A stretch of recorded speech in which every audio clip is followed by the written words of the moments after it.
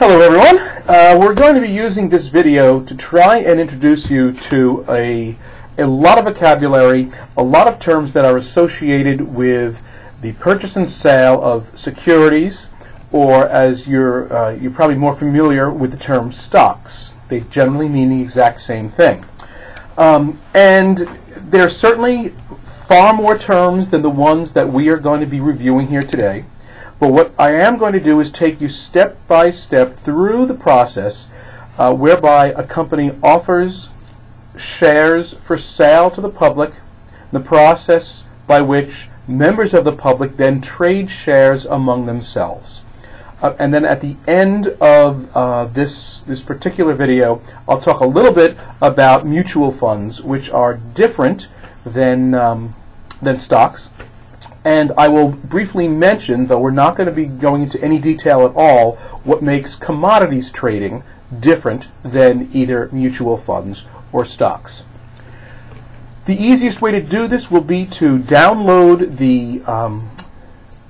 the stock term document that I've uploaded into the course documents section of Moodle for this class, so that as I'm talking about each of these terms, you have a list of these terms in front of you. You can stop the video whenever you need to, make the notes you need to make to, and basically that stock term sheet will then tell a story for you as to how stocks work, and will be a record of what we've talked about, or what I've talked about on this video.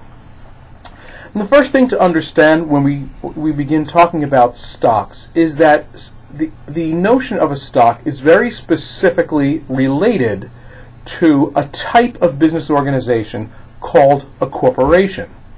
If you own your own company and it's a sole proprietorship, and the income from that company is simply put on your personal income tax return, or you're in a partnership and you do the same thing, that's not a corporation, and there are no shares. Once you decide, or once a business decides to actually incorporate, it becomes a new legal entity. And there are big advantages to that and big disadvantages to that.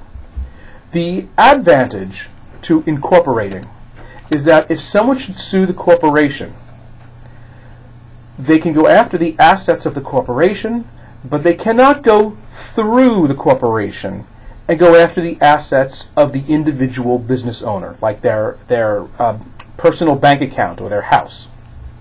So that's a very big advantage for companies to incorporate. It makes that business its own legal entity. It also gives them the option of obtaining funding from other sources that might not be otherwise available if they did not incorporate. So those are two advantages. The disadvantage, of course, is that since a corporation is treated by the law as a legal entity unto itself, it must pay taxes.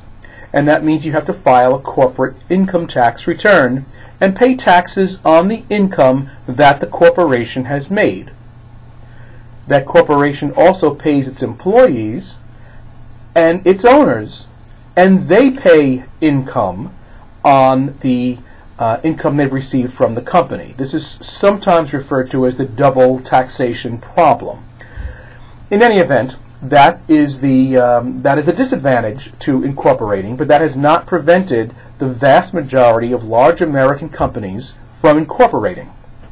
Now, if a company chooses to incorporate and avail themselves of the legal protections, that does not mean that any Jack or Jill walking up and down the street can buy a share in that corporation. Some of them are what we call closely held corporations. And that means one person or a few people or a family continue to own that corporation. They do not sell stock on the open market. There is no way for someone to do a corporate takeover of the company. It is, as the term sounds, a private or closely held corporation. They limit their liability. The corporation pays taxes, but ownership of that company never changes hands. Some of the largest companies around have actually been privately held or closely held corporations for a long time. For instance, Dunkin' Donuts. However, if a company decides that they would like to go public, become a public corporation, they will often do this for the main purpose of being able to raise funds. Perhaps they have a great idea, they've got a patent on a product, they want to expand across the country or globally, and they need millions upon millions of dollars to do it. One of the most common ways of doing that is to become a public corporation. When you are a public corporation, that means you are selling shares of stock in that company to the public who may choose to buy it. And when they buy it, they become a shareholder or an owner of that corporation. And so everything that this video is going to be talking about from this point forward is talking about companies that have decided that they want to be a public corporation. So now, in addition to having the advantage of liability, a limited liability from lawsuits, now they're also getting additional cash in to expand the company. In return for that, every single person who buys a share of stock is an owner of the corporation. Really and truly. And very often that's hard for many of us to understand, because we think, oh, I own some stock and I wonder how it's doing. And we don't think of ourselves, if we own stock, as an owner of the corporation. But you are. You have a right to vote on the directors. You have a right to bring issues up for discussion, debate, and resolution, and vote at a shareholders meeting. You have a right to attend the shareholders meetings. Unfortunately, many of us simply just buy and sell stocks as if it's some sort of gambling game, hoping we make a lot of money, and don't realize the responsibility that comes with being an owner in a corporation. And one of the reasons that the government allows this buying and selling of shares of ownership is it was a very early way for Americans who might have actually limited funds to participate in the profits of large corporations. Because those large corporations, a McDonald's, a Coca-Cola, a General Electric, makes profits and pay dividends to their owners, or the value of the stock increases. And so while you may not have millions of dollars to invest directly in those companies, you still can become an owner of a very small amount and have a right to participate in the profits that that company makes. So let's talk about what happens when a company decides to go public. A company cannot just do this shooting by the hip. Anytime a company decides to go public, to issue shares of stock for sale to the public, they come under the jurisdiction of the Securities and Exchange Commission, or the SEC. The Securities and Exchange Commission is a federal regulatory agency that makes sure that the process of buying and selling stocks is done fairly, is done without fraud, is done without insider trading, which is when people on the inside have knowledge that you, the public, do not. And they're the ones who detail the process for going public with shares of stock. The SEC makes sure that every company that has shares of stock offered to the public files reports with the SEC, financial reports. These have an alphabet soup type of nomenclature, 10Ks and Qs, and but they're all wrapped up in an annual report that must be filed, so that everyone buying stock can see the balance sheet, the income and expense statement, the cash flow statements, the auditor's response to their going over the company's books. All of this must be filed with the SEC and available for public scrutiny. And they're available on a website called the Edgar Files. And Edgar, which is what everyone refers to it as, is simply an abbreviation for Electronic Data Gathering, Analysis, and Retrieval. Electronic Data Gathering, Analysis, and Retrieval. It's a system that enables you to go to see the financial condition reports, auditors' notes of any company that is publicly traded. The SEC is the agency that watches over all of this. When a company decides to go public, one of the first things they do is they announce their IPO, their initial public offering. This is the first time a company says, we're going public, we're going to allow members of the public to buy shares of our company, we're going to raise money, but we're going to lose a little bit of control because they all become owners. And those of you who are watching this in the fall of 2012, you probably remember it was only several months ago when Facebook decided to go public. And rather than be a closely held corporation, they decided to sell shares of stock on the open market to allow the public to become owners. They needed to file an IPO and make this announcement. In addition to the IPO, which is a relatively short announcement of what it is they're going to do, they had to develop something called a prospectus.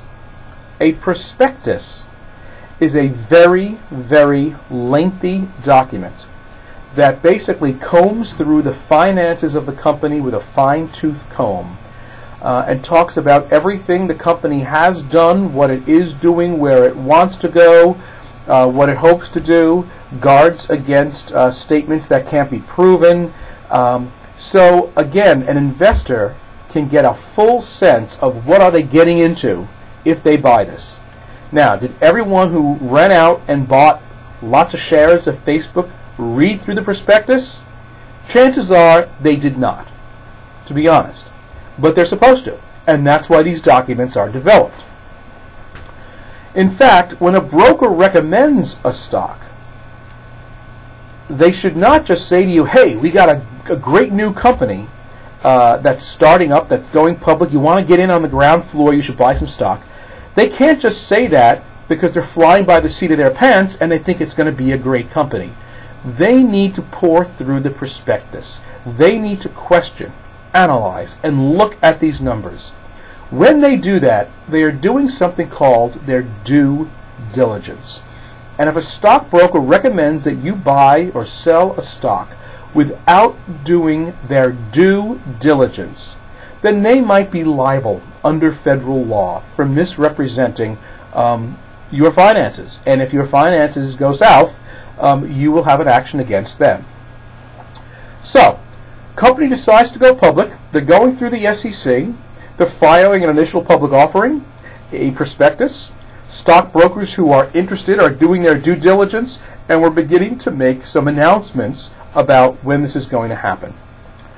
When this happens for the first time, which is why it's called an initial public offering, this is called the primary market.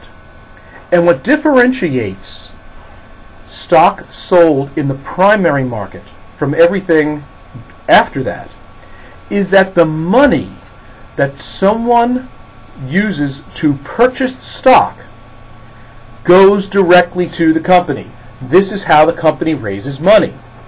They sell you stock, you give them money. That only happens in the primary market. Once you do that, and you will do that before it trades on the stock market, before, you make an arrangement with a brokerage house, with Goldman Sachs or Merrill Lynch or Dean Witter Reynolds or some financial house that is handling the initial public offering. And very often you're not doing this with the money in your piggy bank.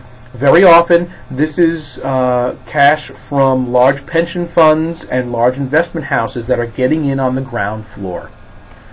Whoever purchases those shares of stock becomes a shareholder, which means they're now an owner. And actually found it rather humorous that some people rushed in, bought Facebook stock, and then complained that they didn't turn a profit in the next day or two. Well, the reality is, the purpose of the stock market and the purpose of buying stock is not to make a profit in a day or two. It's to hold it for a while, for a long term, to invest, and to be an owner.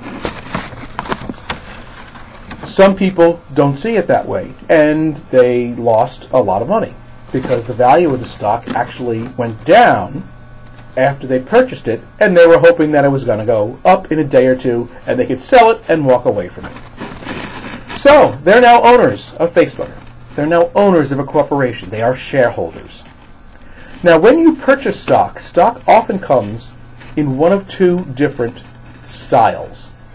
95% of all the stock that is purchased is called common stock. It's the typical form of stock. And what that means is, as a shareholder and as an owner, you have the right to vote, as I discussed earlier, on all the issues that take place. About 5% of stock that's issued is called preferred stock. And preferred stock means that if the company only makes a little bit of money and is only going to give dividends to a few people because they can't afford to give it to all the owners, they'll give it to the preferred shareholders first. In return, preferred shareholders do not have the right to vote on company issues or at the shareholders' meetings or for the board of directors. So you can buy preferred stock so that you can increase the chances that you'll get a return on your money, but you lose all say in the company. 95% of all stock that is issued is simply common stock, and you won't even have the possibility of choosing preferred stock anyway. So, the initial public offering happens, stock is purchased, it hits the market, the money goes to the company, and the company is now swimming in millions of dollars to expand and do all the things they wanted to do that led them to go public in the first place. So now you're an owner. What if you decide you don't want the stock? Or what if you were a little late on the uptake and said, oh, I want to buy stock in that company, but I understand the IPO has already happened, and they sold all their stock. This is where the secondary markets come into play. And for most of you, when you think of buying or selling stock, it's on the secondary, not the primary market. The secondary market is basically a resale market for existing shares of stock. It's a place where people can exchange ownership. And for that reason, the institutions that have developed to help you sell or buy stock after the initial public offering are called exchanges. Those exchanges are the Amex, the American Exchange, the New York Stock Exchange, and you've probably heard of Nasdaq, the National Association of Security Dealers Automated Quotations. You don't need to know that, but that's what it stands for, Nasdaq. Those are the three biggest in the United States: New York, American, and NYNEX. NYNEX is a telephone company. Nasdaq, excuse me. And those who want to buy and sell, if I want to sell my stock, how do I know that you, my online student, how do I know that you want to buy it unless we had a direct email exchange? How do I know that someone in California wants to buy the stock that I want to sell? How do I know if I want to buy a share of stock? How do I know that there just happens to be someone sitting in Germany who wants to sell their share of stock in that company? That's what the exchanges are for. It's where everything comes together in a very automated fashion. And even though the three big stock exchanges are in New York, they also exist in Boston, Philadelphia, Chicago, Cincinnati, San Francisco, Dallas, and around the world. Toronto, London, Paris, Frankfurt, Shanghai, South Africa, New Delhi, India. There are stock exchanges all around the globe, and there are people buying and selling ownership in companies every second of every minute of just about every day around the world. So, when you decide you'd like to buy or sell stock in this exchange, one of the things that's really important to understand is, I've heard people say, well, I don't want to buy Coca-Cola stock because I don't like what they do in their company, or I don't want to buy Walmart stock because I want to give my money to that company. Remember, when you buy or sell stock on the secondary market in these exchanges, you are not giving your money to the company. The company is 100% completely out of the picture. You are buying a share of ownership in the company from someone else who gave their money to that company. This is resale. This is selling goods at a yard sale or a garage sale. It has nothing to do with the original manufacturer of the good. It has nothing to do with the original company. You're simply buying shares of ownership among yourself when you go to the stock market. That money goes to the person who sold the stock, not the company. So, there's some technical terms just to be aware of, and it sounds like an auction. And if you think of an auction, you'll remember the terms. If you want to buy something at an auction, what do you do? You make a bid. And so in the stock markets, when you place a bid, you are saying you want to buy some shares of the stock. On the other hand, picture yourself having a garage sale, and you want to sell something. There's no ticket on it. Someone comes up to you and says, what are you asking for this good? So in the stock market, an ask price is given by someone who wants to sell the stock. A bid price is given by someone who wants to buy the stock.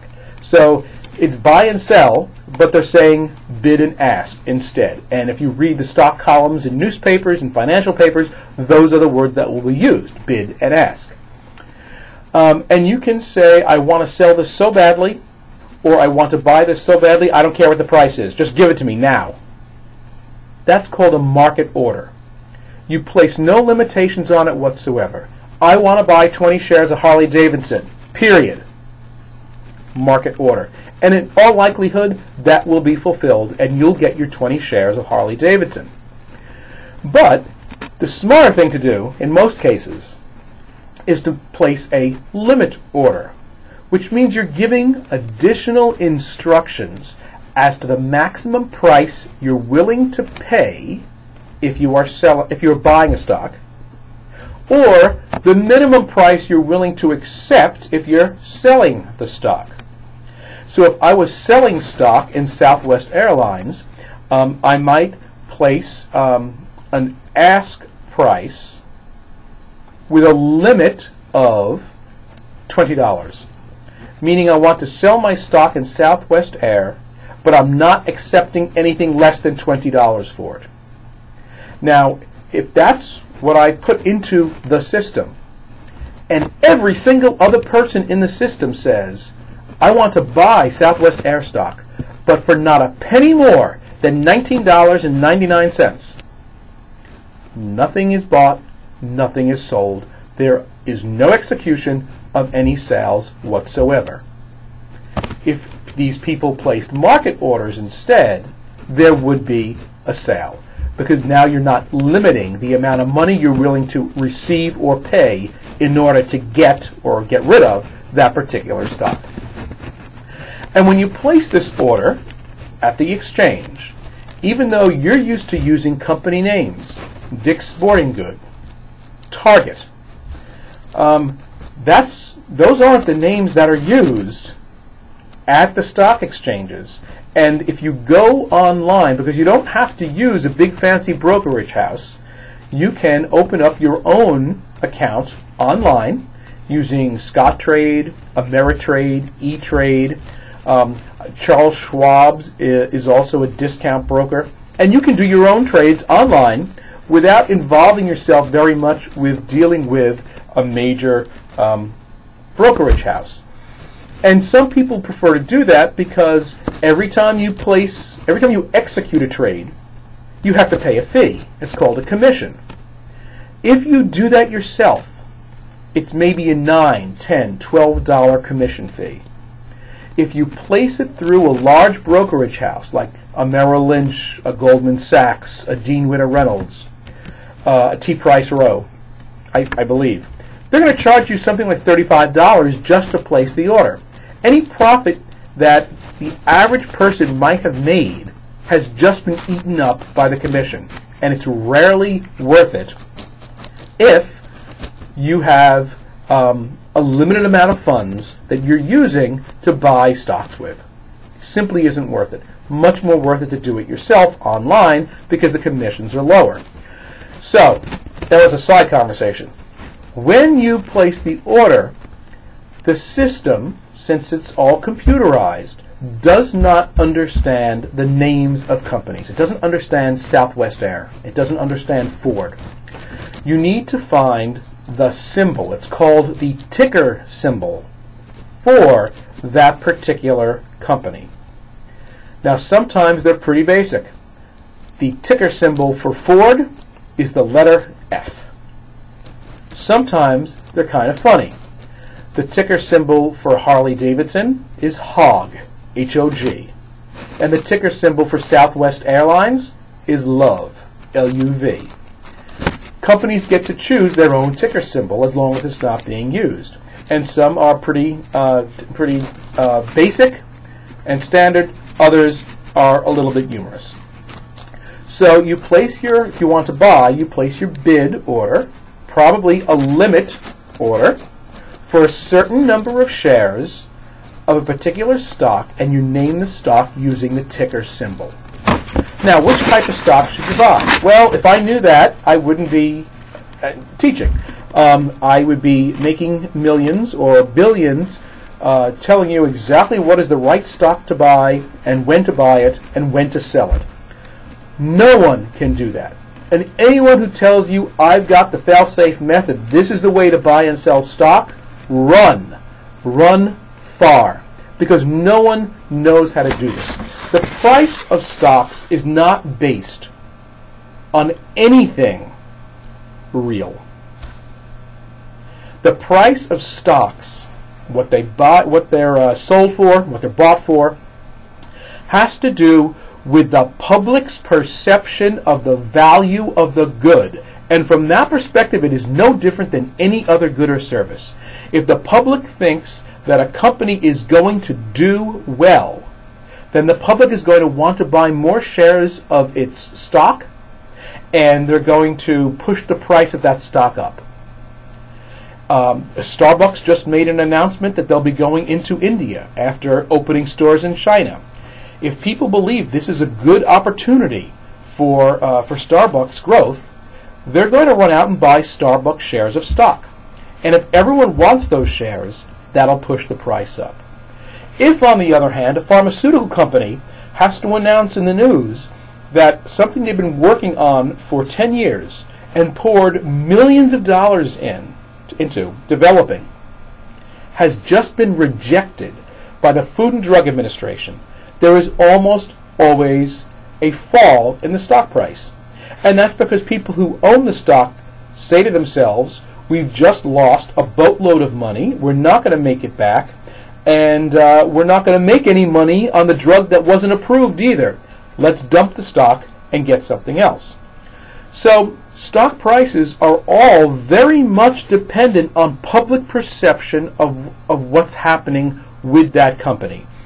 And as such, they are not, changes in stock prices are not so much a measurement of what has really happened, as much as they are a measurement of what the public believes is going to happen. It's kind of future prediction, and it's not a strict science. So, anyone who says, coming full circle here, anyone who says, hey, I know how to pick the best stocks, and this is the system you use, don't believe it.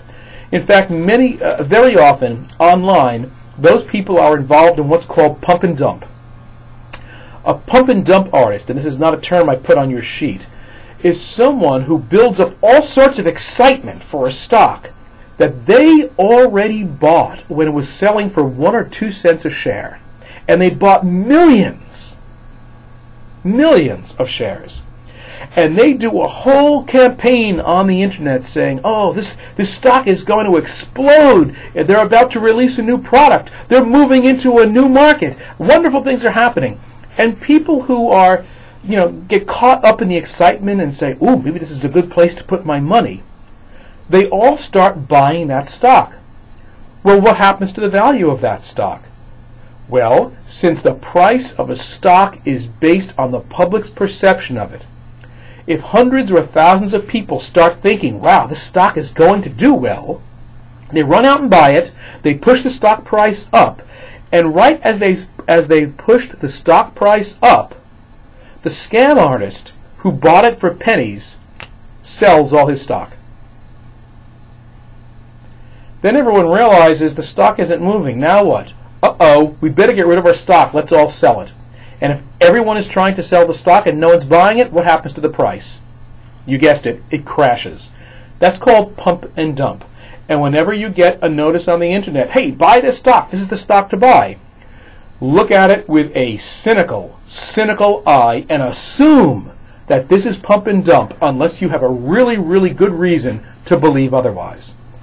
So, when you are buying stocks are often categorized based on their expected performance as a growth stock or an income stock. These are not technical or legal definitions, all right? They're just general ways to categorize stocks. A growth stock is a stock that is expected to increase in value over time because we expect that the company is going to grow, it's going to expand. I think Starbucks is probably a good example of a growth stock because they're expanding in China, now moving to India. A company that's going to expand in other emerging markets like Brazil or South Africa might have that same opportunity.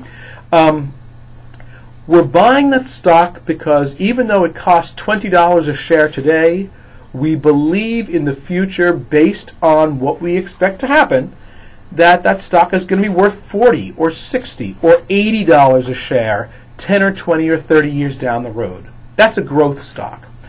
And of course, if you buy stock, you're buying it for the long term. I don't want to see anyone get excited about stocks and start buying, selling, buying, selling, buying, selling, buying, selling. That's called day trading, and it's a losing proposition. You are paying a commission every time you execute a sale. Don't do it.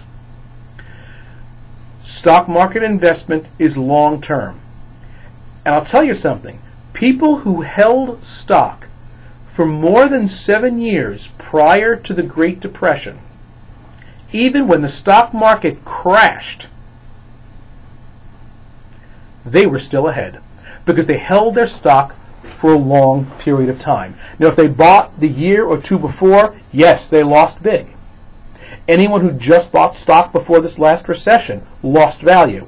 But if you hold your stock long term, history has shown us that most stocks grow. The specific stocks we expect to grow because of their positioning in the market are called growth stocks. Income stocks, on the other hand, are those that are paying you a dividend.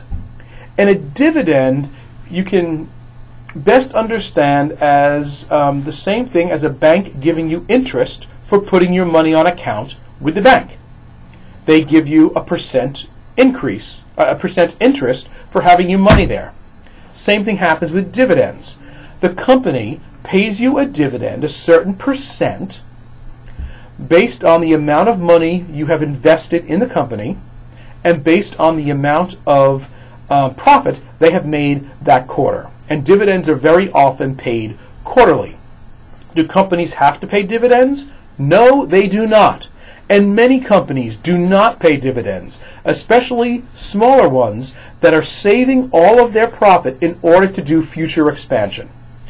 But those that do, if a stock is paying on a regular basis a 3, 4, 5, 6, 8% dividend, when you can only get 1% or less in your bank, That is called an income stock.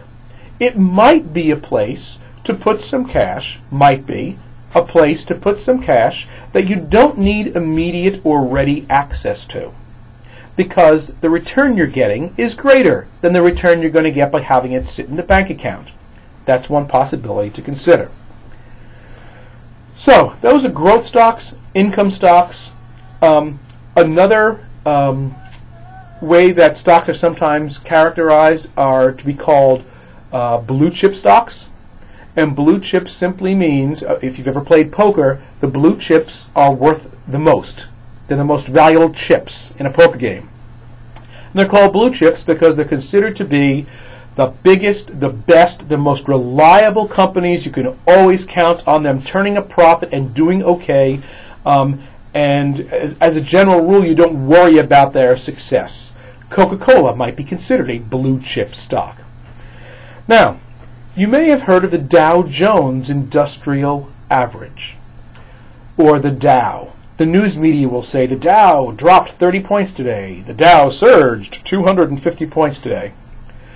The Dow Jones Industrial Average, or the Dow as it's called for short, is simply an ongoing index, an ongoing average of the changes in price of the 30 biggest and most important industrial blue chip stocks in the United States. And if the 30 biggest industrial blue chip stocks are all rising, that's a signal to the market that investors believe that things are doing well, things are getting better, we've got a rosy future.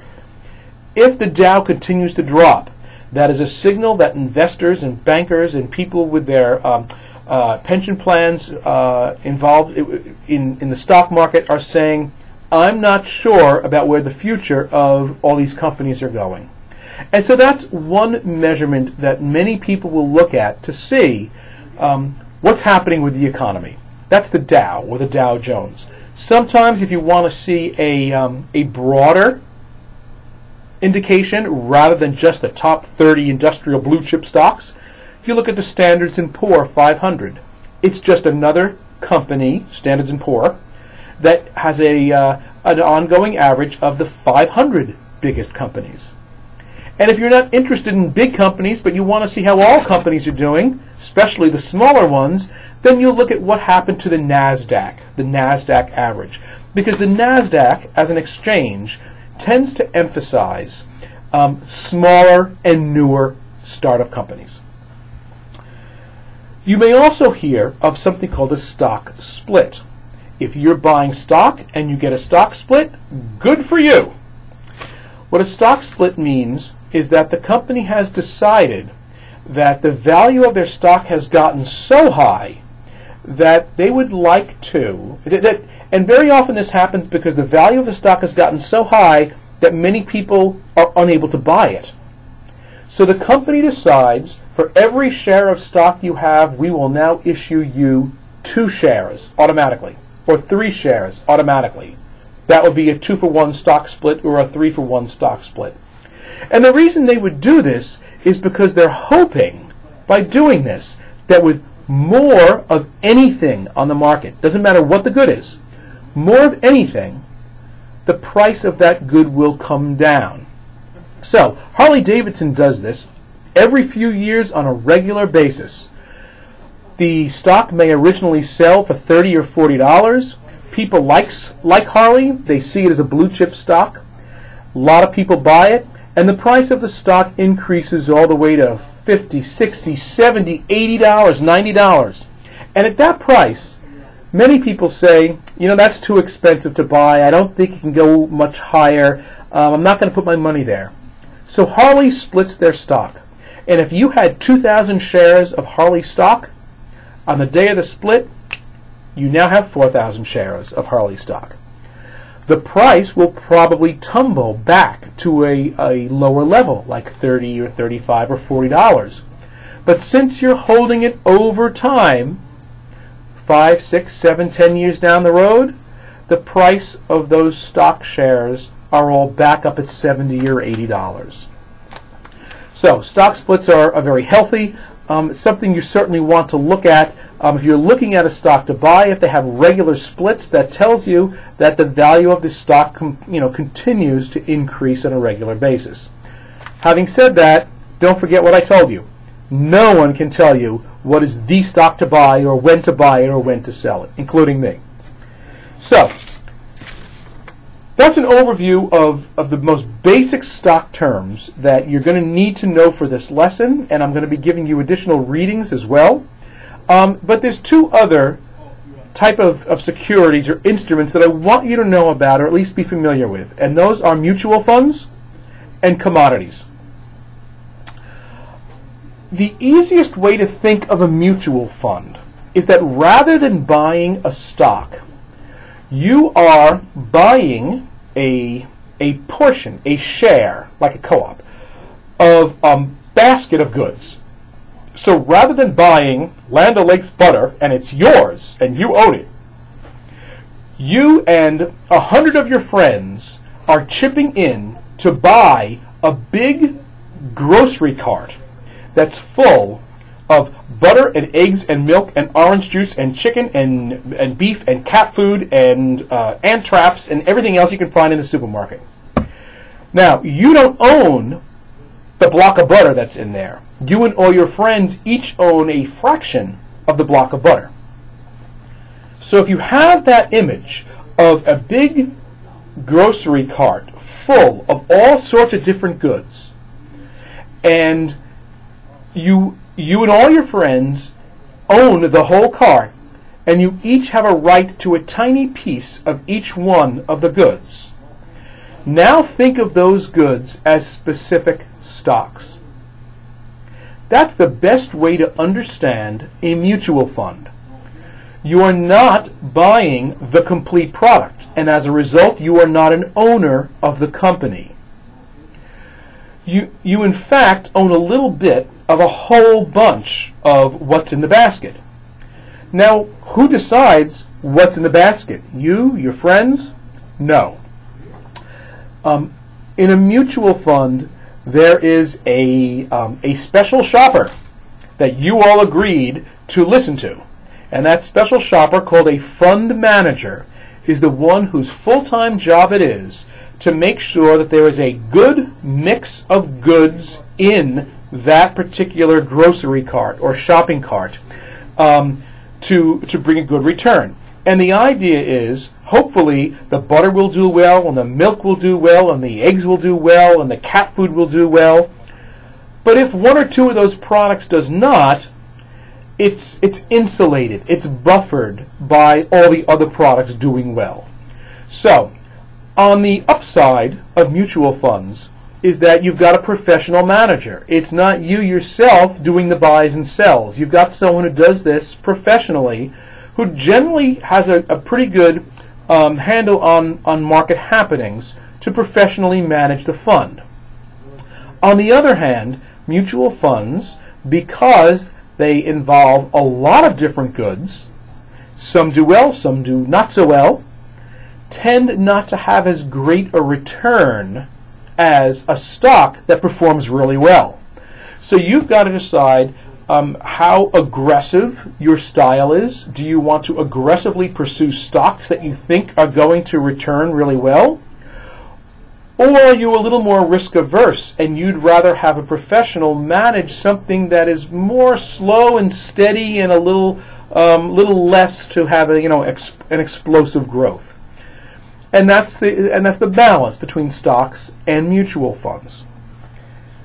You'll also pay a commission when you buy those mutual funds, either when you buy them or when you sell them. And that's called a front load if you pay a commission when you buy a share in a mutual fund, or a back load if you pay a commission when you sell your mutual fund.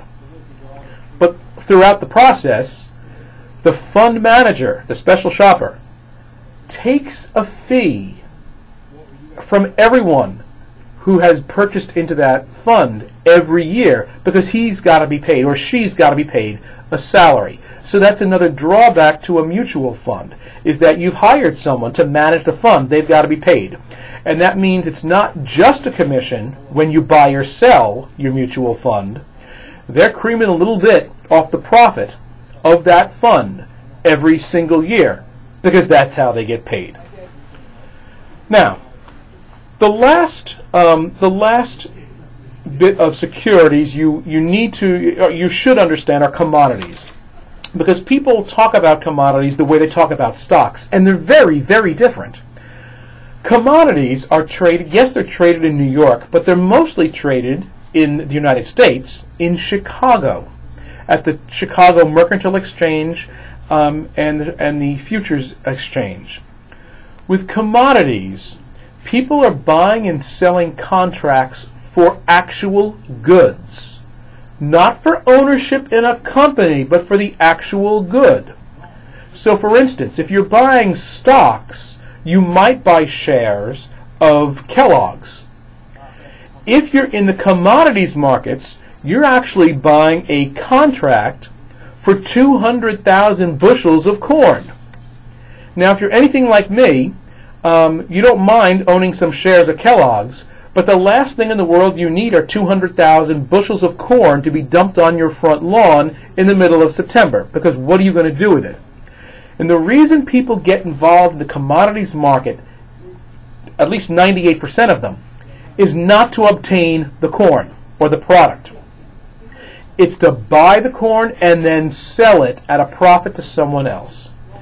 In most microeconomics courses, we go into this in detail as to why we allow this gambling on the price of corn, soybeans, pork bellies, wheat, oats, gold, silver, frozen concentrated orange juice, platinum, natural gas.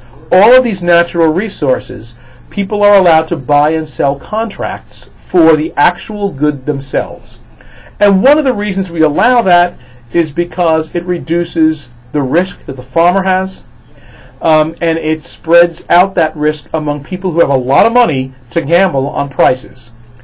Certainly not anything that anyone in this class is going to be involved in, but just understand that when people talk about commodities trading, they are gambling on the future price of a good. They are not buying a share of ownership in a company, nor are they buying a share in a market basket of goods to which they each have a right of a little bit of the profit, which is a mutual fund. Now, that was a lot of terms. We've been doing this for about 48 minutes so far. Hopefully that cleared up a little bit of the process of how stocks are offered for sale and what some of these terms mean. I invite, as always, your emails to me about additional questions you may have as you go through the remainder of this lesson. Thank you.